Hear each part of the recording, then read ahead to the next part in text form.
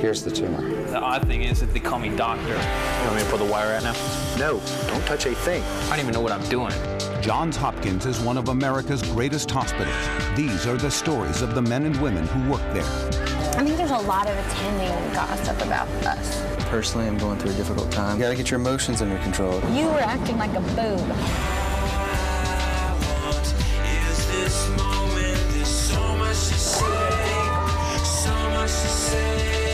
Without a transplant, he will die. We have a heart. No way. We have multiple gunshot wounds. It's a war zone here. I don't want to die.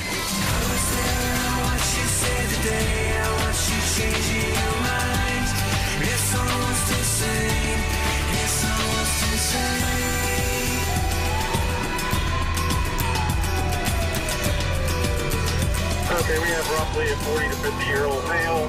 He is not conscious and not alert. Witnesses say he is a drug user. I'm seeing approximately 3 more minutes. Hopkins clear. Medical critical care ETA, 3 minutes. I need a meal dough packet, please. Charlie, wake up. I grew up in Baltimore.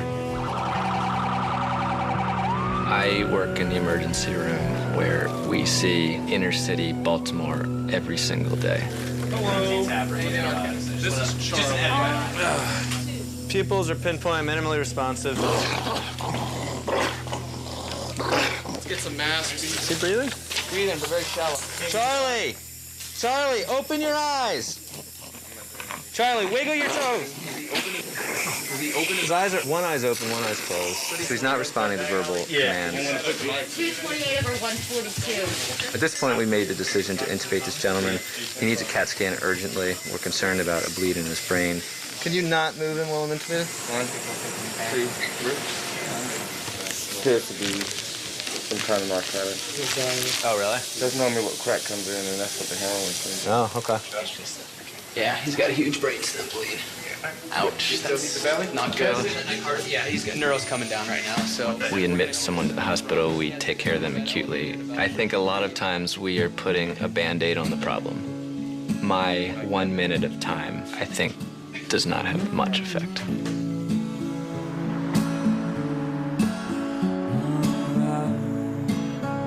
What does it feel like? Does it feel like a stabbing pain, or does it feel like pressure? Does it feel like a sharp pain? Sharp pain. Okay. Try to continue pushing the button, and if you continue to have pain, have your nurse call me back, and I'll come back. Okay? Thank All you right, very dear. much. No problem. Okay, bye-bye. Clear liquid diet is fine because he can't eat regular diet. And we can drop down his IV fluids to 63 cc's an hour. So I just had a meeting with my program director yesterday, and she, I guess she says I've lost some weight. I went to the gym last night and I weighed myself. Since I started residency, I lost 30 pounds.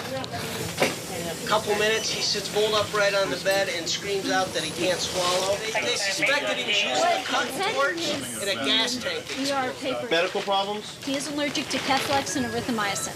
We start taking a look at this patient. Meanwhile, right next door to us, there's an 11-year-old kid coming in who had a cardiac arrest. He was playing soccer. What's going on next door? Pediatric arrest. So there's these big EMS guys doing chest compressions on a little tiny 11-year-old body. And, you know, you're trying to assess your patient, and then you have a little kid on the other side dying. Are you respiratory? I'm actually. You keep hearing these things. We're losing them. We're losing them. Everything in the back of my mind is going, why is it taking so long for the kid to come back? Did you see the 11-year-old kid that they were coding right next to that guy? No, what was that for? There was an 11-year-old kid that was playing soccer. Apparently, he had a cardiac arrest. It must have been, what, 30 minutes we were down there with the burn patient, and they were still going at it. Those codes on the little kids go on forever, huh? Yeah, it's hard to say when on that, you know? Dude, my head hurts from just being down there. In the back of your mind, you have this 11-year-old kid who was out playing soccer, who's dying, who's probably gonna die. His parents are crying, everybody's jumping on him. I don't even know what I'm doing. This is when it stops being fun. It's all fun and games. And then when you see somebody like a little kid dying, it just, you don't want to do it anymore. I just want to go home. Just want to go to sleep.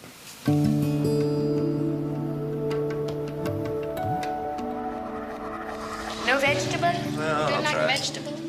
I'll try anything once. Just haven't seen you in a while. So you seen anybody? No. I know nice people. Well, I'll let you set me up. I'll trust you. You have to tell me what you want at some point, though. Like, professional? Who's nice? Nice. I don't want a guy. I've had only guys in my life. Yeah? Yeah. Well, my ex in med school, he was doing internal medicine. He was miserable. He was just not compatible with me. I'm way too domineering for him. You can't have two bulls in a pasture, you know.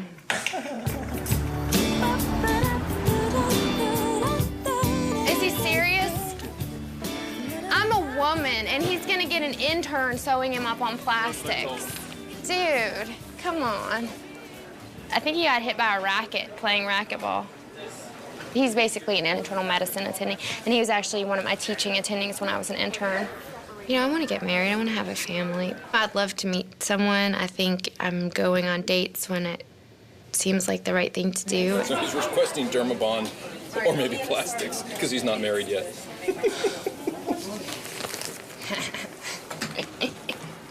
All right.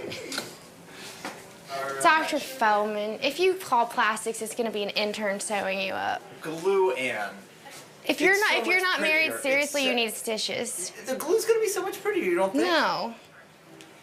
Come on, let me just look at it. Actually, that's not bad at all.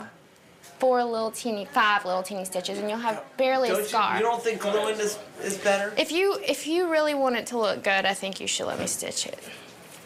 I'm telling you. You could use Dermabond. Yeah, but it actually his looks. Forehead. You know, if he cares about his face, I think that I'd rather have stitches. He's not married. I told him he needs stitches. I can't say I've ever seen Anne's stitching technique. I'm sure Anne has done a lot of stitching, so I will hope that it goes very, very well for my forehead's sake. Hey! Who's the patient? Somebody. I'm always afraid when I'm doing brain surgery, any mistakes that you make in the human brain are not little mistakes. If something goes wrong, it's very wrong. Professor Baumgarten, who studies heart disease, has a very complex lesion on the left side of his brain. This lesion is affecting his speech. The best chance to be able to get this lesion out is to be able to do it with the patient wide awake.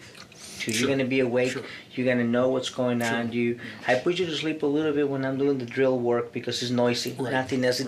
There are no pains in the brain. I want you to know that. At least I'm doing the sort of work where, although I don't understand all the subtleties, I understand enough so that it's a little easier. I know. Why is this lesion so dangerous? Because as you can actually see right here, this part of the brain is very important for understanding a speech. That's the reason why we're doing this surgery today, wide awake. Okay. Bye, honey. What? Yes. Love you. I know. The whole thing has been surreal. It's a nightmare. Yeah. Anna, let's do it, boss. Brain cancer is devastating. I look at the faces of their loved ones. At that moment, I have to believe that no one can do the job better than I can do it. Find out what we're dealing with, and imagine we just take a little bit of extra brain or something that we shouldn't be taking, and the patient wakes up absolutely unable to speak. And that can be a catastrophe. Start. Hazardous. I'm going to be testing his ability to read words. Journal. To make sure that I preserve his ability to speak. You're doing a great job, Clive. Keep going. I'm not quite sure if this is an infection or is necrotic tissue, but best scenario, this is an infection, and it'll be wonderful. I need someone to run this to stat gram stain, and I mean stat. I don't mean 2 hours from now. It was very suspicious for a very large infection, and that would be such a wonderful news for this patient instead of a tumor, because we can obviously treat an infection, but I cannot sing victory yet because sometimes necrotic tissue from tumor looks like that. Professor, how does it look?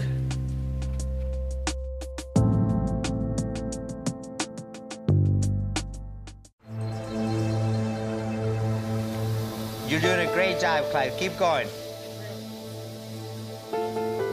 Right now, we just took part of that lesion and we send it to pathology. And this can mean the world of a difference for the patient. Imagine knowing that you have an infection that can be treated versus having a brain tumor that can be absolutely malignant. Certainly consistent with an abscess or early cerebritis. Thank you. Thank you, guys. Kelly, thank you.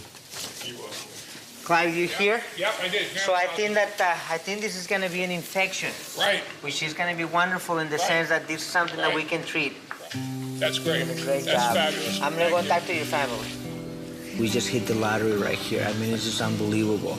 You know, and every now and then I've seen this in my career probably a couple of times, to be honest with you. And this is wonderful because everything else seemed to point out that this could have been a very malignant brain tumor. Oh, It's fantastic. thank you. No, thank you. So, thank you, okay? Oh, thank you. Oh, this is a wonderful day, I think. Okay? That's great. Great. Well, thank you.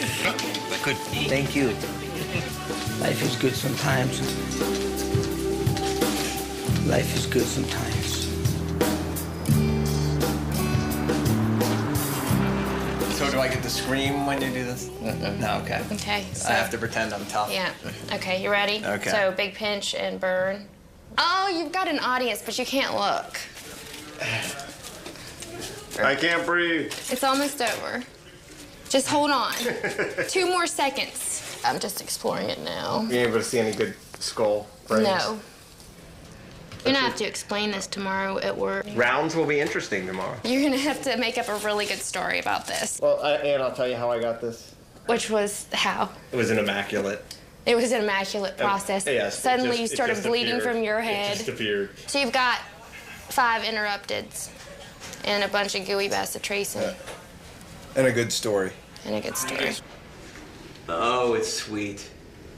I think that's gonna heal nicely.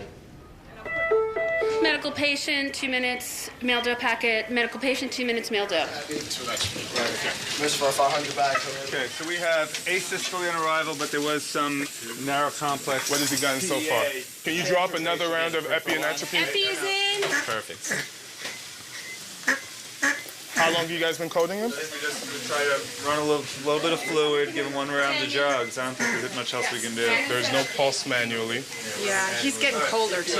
Is the pressure bag flowing? 22 minus 5. Can anybody think of anything else to do? Anyone have any objections? 21, 23, time of death. Do we know he has family here? Yeah, somebody's outside, I heard social work say. So I'm gonna go talk to the family right now and let them know what happened. People that I've grown up with or friends just cannot even fathom what the daily life is like in the emergency room. Hi, how are you? Okay. Nice to meet you. The paramedics brought him in, and his heart wasn't beating at that time. And we did everything we could, but unfortunately, he passed away. So I'm really sorry to have to tell you that. It's like I was prepared for that. Were you? Yeah. It seemed God like. prepared me for this. Yeah, it seemed like you kind of thought, you kind of knew. You touch a lot of patients each day, and you just have to find a way to relate to everyone, otherwise you won't be effective. Hey. Here's your gift, Doc. Wow, look at that. Where'd you learn to do that? I forgot to put your name on here. Oh, okay. I usually make them with dollar bills. Oh, that's really nice of you. Thank you. Appreciate it. I'll put this on my desk. Thank you. There you go. Take care, okay? Oh, I'll take you it off too. now. Thank you. See ya. She said she really would have liked to date me back in the day. Early top or the 83-year-old? The 83-year-old, and she pulled out a picture of herself, and she was like a really good-looking woman in 1940. It was like tight little bun. Like she was really cute. No, honey, this is not the way that you meet women.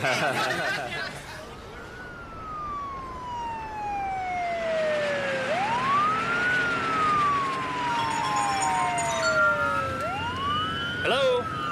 Everything went very well. We should be there between 7:15 and 7:30. I never really envisioned a career at Hopkins. This was just like, almost unachievable for, a medical student from Rome. Hopkins, it's sort of like the Yankees. Everyone in Europe knows the Yankees are the team from New York, and if you played for them, it puts you at a different level. Samantha is a lovely 7-year-old child. She has been adopted from China. It's okay. I just adopted her when she was 6. They sent me her pictures. That was it. I saw her picture and I said, yes, that's my little girl. Samantha has multiple holes in her heart. We know that she's had surgery in China, but there's something going on with whatever repair she had that is not working. So she gets tired with exercise and she gets blue. And on top of that, inside the heart, there are leaks. As I'm looking at her like right now, I would never guess that she has complex congenital heart disease. She gets tired so easily. Yeah. Her lips get blue sometimes. Her previous surgeries were all done in China? All of them? Yeah, when she was about 2 or 3. No, what I want to do is just very briefly, I just want to take a peek at her. Okay. Just the incision No. here. Okay. No? It's okay. It's all right. Our puzzle is that we really don't know what they did in China. Now we have to sort of get in there, find out what they did, and then fix it. There you go. That's it. That's it. That's Not do much that more. was easy. It's about the quickest exam I ever done, but, you know. What's Sam's level of understanding, do you think? She just knows her heart needs to be fixed. Could she sleep with me? She can sleep right next to you, yeah? Good. She's only been with me a little over a year, but I couldn't imagine her not being around. I think she senses that I'm scared. I'm terrified. To see previous episodes of Hopkins, go to hopkins.abcnews.com.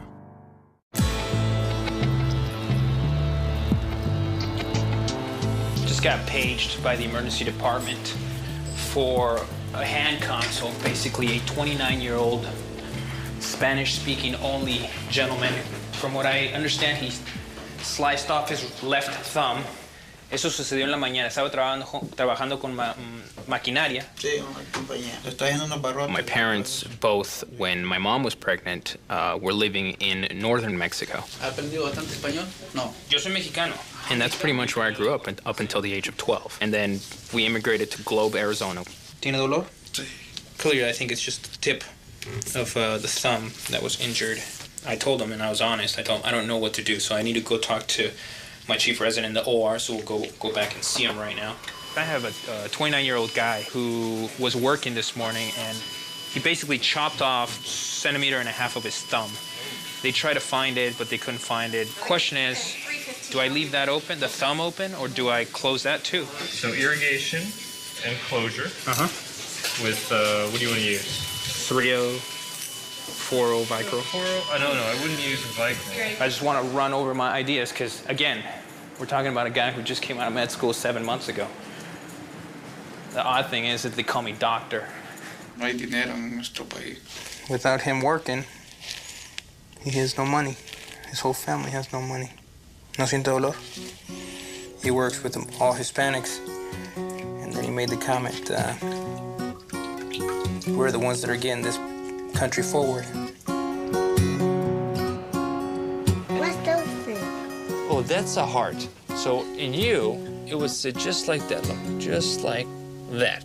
She had heart surgery when she was younger in China, and I was told that her heart disease was repaired and she was fine. So I didn't know she was going to have to be going through all this again. Right over here, there's a little hole, and we're going to go right in there and just make it close. Get it all better. How about we glue it? That's it. That's what we're going to do. We'll glue it. This field, in spite of giving you this amazing sense of power, is the most humbling discipline in surgery. Because when things go wrong, it's a disaster because you're dealing with a child. Can you do it? Use both spoons. It's so heavy. She's the best thing that's ever happened to me. The best thing. Come on. Would? Would you like... She's had so many caretakers, and I just try and let her know that I'll be there for her forever. You used to carry me way up high on his shoulders. Okay. In the sky. In a field like cardiac surgery, there's very little time for families. There's always a call, always a page. But you'll learn to live with it. Okay, ladies and gentlemen, Tony Vercella. Whoa! Oh, how to lose your dog and child at the same time. Vieni qua tu. Dove vai? You have to wear your helmet, Tony, okay? It's hard for me to be strict, when I come home, I haven't seen him for a couple of days. I mean, tonight is like a rarity. And so it's hard to say no all the time, if that's the only time that you're there. Prima finisci quelle che c'hai e poi prendi quelle altre. My family, of course, has been very supportive throughout this whole journey. You know, for them being really uprooted from Italy was a big, big undertaking. I feel very fortunate that I have healthy children. When you see a child that's approximately the age of your own, that plays in the emotion that surrounds a case. Okay. And that's why a lot of people don't go into pediatric cardiac surgery, because the stakes are different. You know, this could be your kid. So now I'm gonna put splints on this gentleman. So you jumped out the window to try and get back to the bar. I was celebrating my birthday, and I'm trying to get to the bar, back to the bar. She said I had enough to drink. And she locked the door, because I went out the window. The next time you should lock the window, huh? Yeah, if I had known, I didn't think he was gonna go out there. Yeah. I knew he went back up the steps, but I'm like, he ain't going out the window. How high was it? Like 20 feet up. All right, we gotta bend this a little bit, okay? Yeah. Keep it up. Either has a small calcaneal fracture, which is like a heel bone fracture, or a small bone spur. So we're just gonna put it in a splint. Give him crutches and have him follow up with the orthopedic doctors. But he's lucky that nothing else happened. He's hard-headed. He's just hard-headed, I told him. I learned not to jump out no more windows, I tell you that.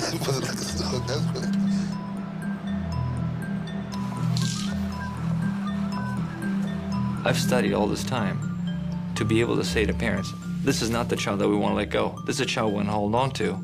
This is the child that we can do something for. The risk in not operating is that she will be kind of a crippled child. What are they gonna do? Fix my heart. Yeah, here we go. Here we go. That's right. This is definitely not the straightforward case. We have to stop the heart for this operation probably for a good 45 minutes to an hour. I love you, Princess. I'll see you in a little while. I'm gonna take care of her. All right, thank you.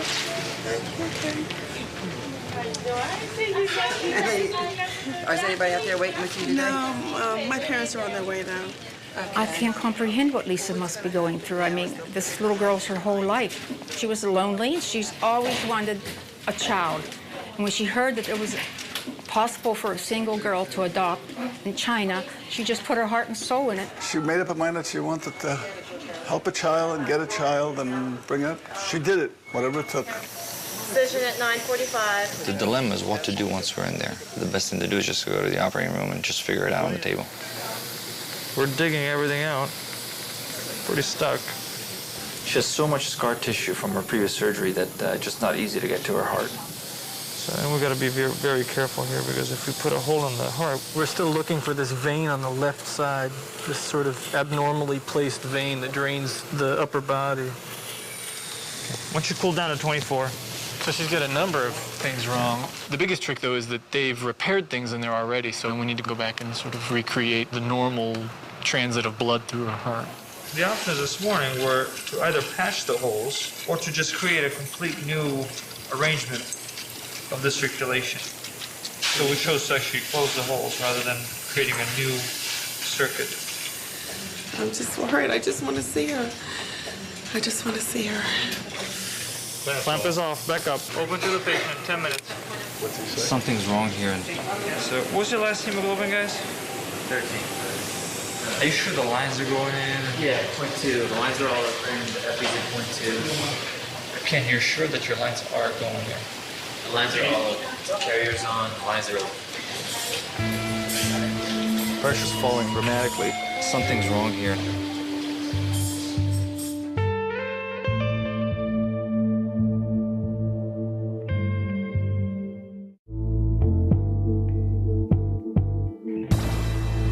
Hopkins continues.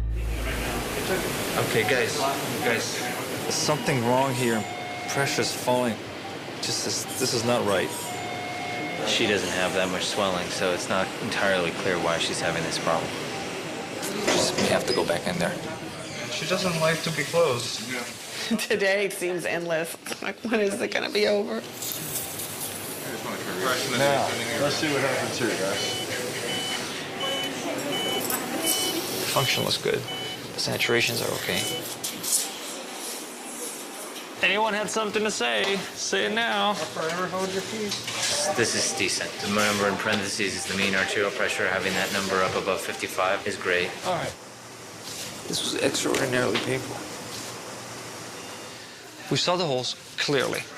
Okay. Closed them all off. Good. So at the end of the case, there was something that she did that kind of got us concerned. We had the chest closed, the skin closed. And then her pressure just dipped down substantially.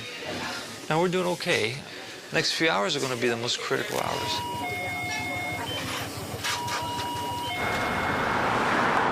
I think that as long as we can get an OR for tomorrow morning, we're going to start her getting better faster. So make sure that she's on the list and everything for tomorrow then. The exciting thing about organ transplantation is that we meet patients that they're terribly sick, they're going to die, but there's only one thing wrong with them. And if we can find them a donor, they're completely restored to their healthy lives. We're hopeful and optimistic that we may have a liver available for Joel Bray. Mr. Bray has been waiting for a few months for a liver transplant. He's really been waiting his whole life. I'm just hoping I can get it, you know what I mean? And I'm not ready to die, you know, by no means. If you pull straight up, you got the shot every time. When Joel and I dated, you know, he had been in and out of the hospital, and that would happen periodically. You just kind of thought this was just the way of life, and he'd go in and they'd fix whatever was wrong, and he would come home. Not until, like, the year 2000 did it really hit home that this is life-threatening. That was a good shot, Matt.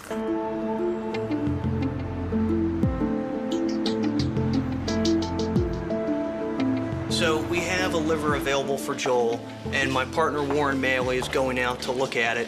And if it looks great, we'll use it for Joel in the hopes of saving his life before it's too late. We shall find out in about 10 minutes whether it was worth the trip. This liver might not be satisfactory in that the donor is someone who is quite obese. Her weight's 347.6. She is quite large as billed. It's a dangerous game to wait. It's the right thing to do to go out and visualize every single organ offer you get in the hopes that you'll see one that others have overlooked.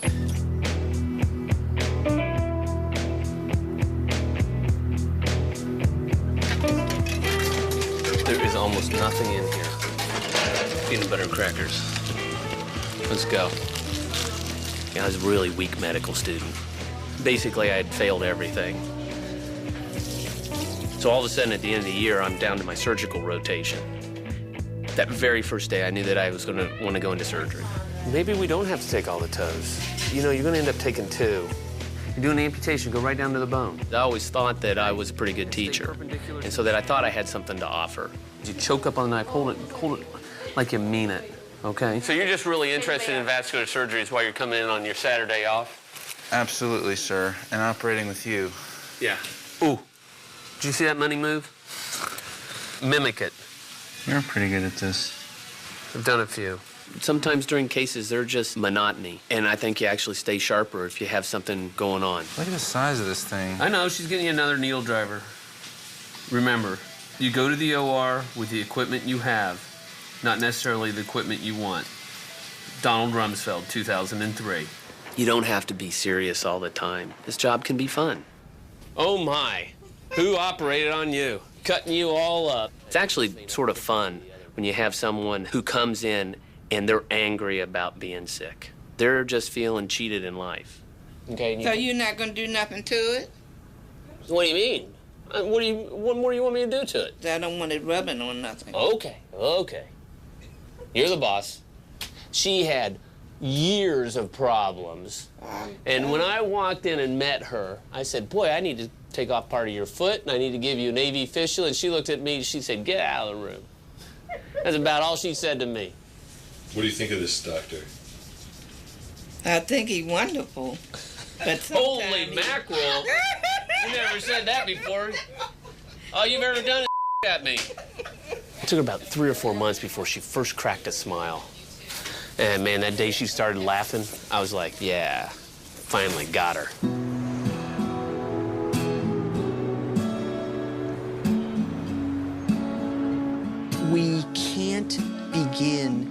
process of getting Joel down to the operating room and taking his liver out until we know that this organ is usable. Let's have culture swabs. Any culture swabs, please? Charnel, it's Andrew. How you doing? Have you heard news yet? You see how this liver is sort of cobblestone? The liver ought to be as smooth as the stomach is right here. Can we get Dr. Cameron on the phone? Hey, Warren. How are you? This is a liver that shouldn't be transplanted. So I'm going to go talk to Joel right now and tell him that we're no-go. We'll keep looking hard, and today it's just not the right thing to do for him. All right, sorry about that. Talk to you later. I got some bad news and some good news. The bad news is this liver's no good. You don't want this liver. It's not good enough for you. And we're still going to hustle to get you a good liver, you know, as soon as possible. When we get him a good liver, he's going to fly. He's going to live a long, happy life, and all these problems are going to be ancient history. We get him transplanted, you can just change everything from you're definitely going to die to you're definitely going to live.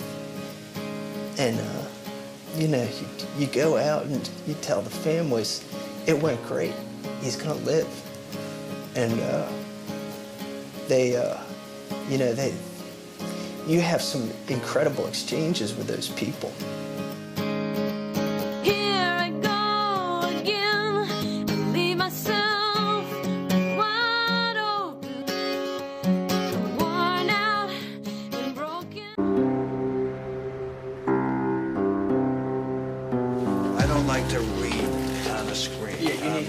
I want to hold a book or a journal in my hands and read it. In the first year of medical school, I sort of realized who my dad was. On the one hand, he's just a doctor at Hopkins. And on the other hand, he was the chief of surgery for about 20 years. That is a very interesting portrait of Dr. Blaylock. That portrait hung down in the lobby of the Blaylock building. Okay. And someone came by the first month I was chairman and took a pencil and poked his two eyes up. Isn't that terrible? So I had my portrait have glass over it. He was a force in American medical education. You know, a little kid grows up wanting to play baseball, you know, for the Orioles, want to get into the big leagues. And then just when he's making his way through the minor league system, he realizes his dad is Cal Ripken. And, you know, that's me. What's going on this weekend? This weekend, I am very hopeful to get this guy, Joel Bray, transplanted, who I don't think you know. Hello. So another donor liver's become available for Joel, and I'm very hopeful that this time it's going to be a good one for him. I was scared the first time. This time here, I'm just more nervous than anything, just because of the major operation. The liver looks good. It's not terribly fatty. The arteries, it looks to be normal. Well, that's great news. Thanks, Warren. Okay. Bob Montgomery is on call today, so he'll be the one to do Joel's surgery. Hey. Hello. So we got good news from Dr. Maley. The liver looks good. I guess this is it. I hope to come out a new man. So at least play basketball again with the boys. Love you. I love you. I mean, we are a family, we are married, we have children, and this is what comes with it, in sickness and in health, and for better or worse. This is very complicated surgery. It's the most complex operation that we know how to do. He is going to be a challenge, no question. But we're up for it.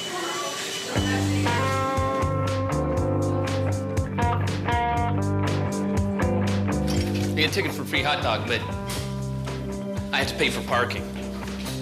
I've only been here a year and a half, and I'm not part of the old school. Do I still get a free hot dog? Baby boy, you late. Am I too late? Even if I have a ticket?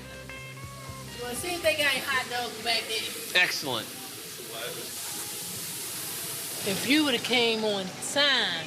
Well, you know, some of us... This, and a can soda, and a cup holder. So instead it's going to cost me, what, $10.50? I'm just going to charge you for the drink. That's why I can't give you that drink, but I'm gonna help you with this. Excellent. Come on time. Be on time. My middle name is on time.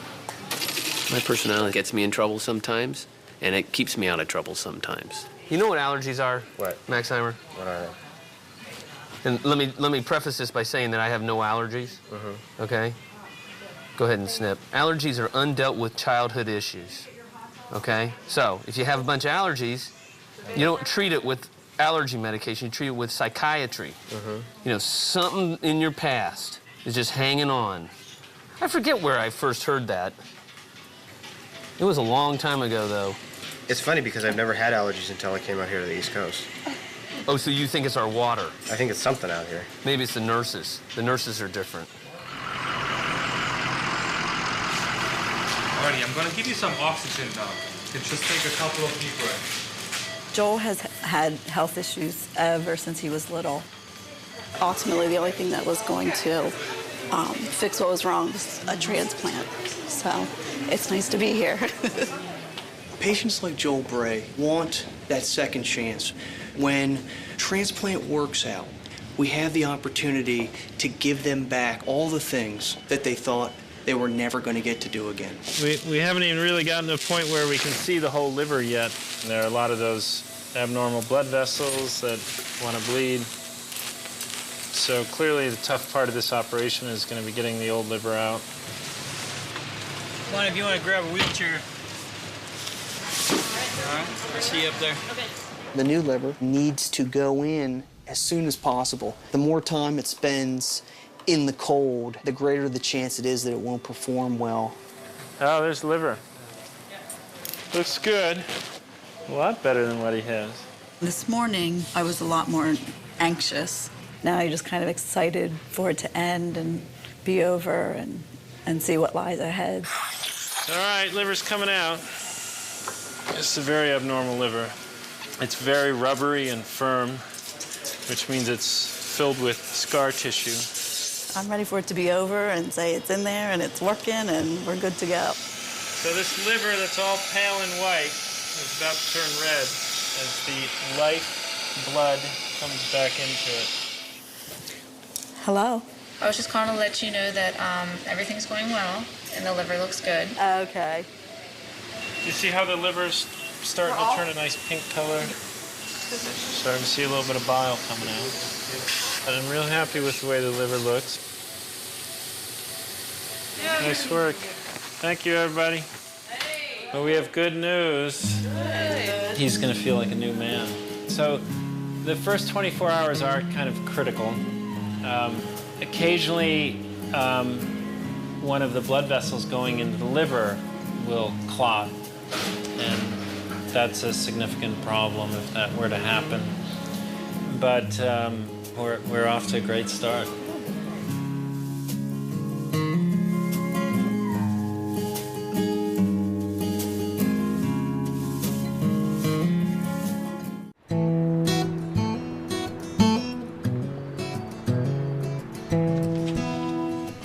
Stuff up here to get ready to roll. So it's been about a week and a half since the operation, and I'm getting ready to leave the hospital today. I just can't wait to get home, you know what I mean?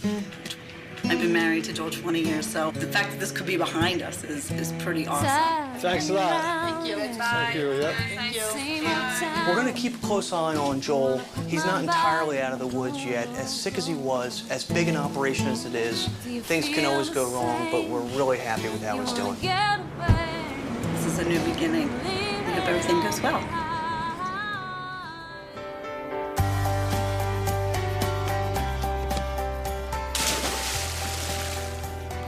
Look at her. She's doing fantastic. She's really made an amazing recovery. You'd never know she had any problems. Samantha wants to try everything. She just signed up for soccer, which is starting in about a month. I do like soccer and swimming. That's like a sport. She's just changed my life, and Dr. Facella has changed it too. Dr. Facella is just my hero. He's given her a new life. Thank you, sweet pea. I can never thank him enough for what he's done for her.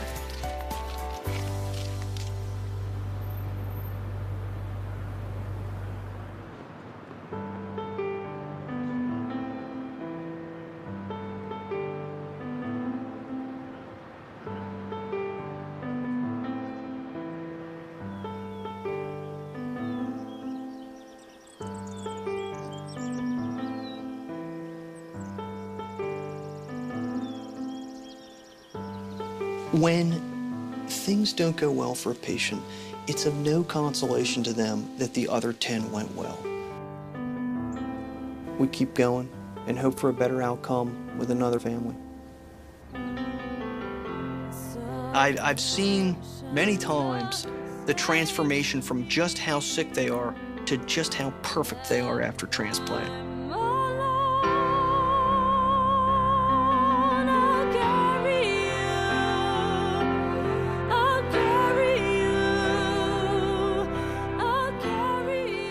You can take people that have hours or days to live and give them back their lives. And, you know, they're planning vacations. And that is, you know, that's why we do it. Forever with me.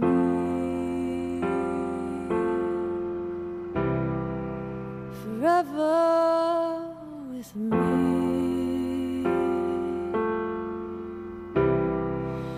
Forever with me.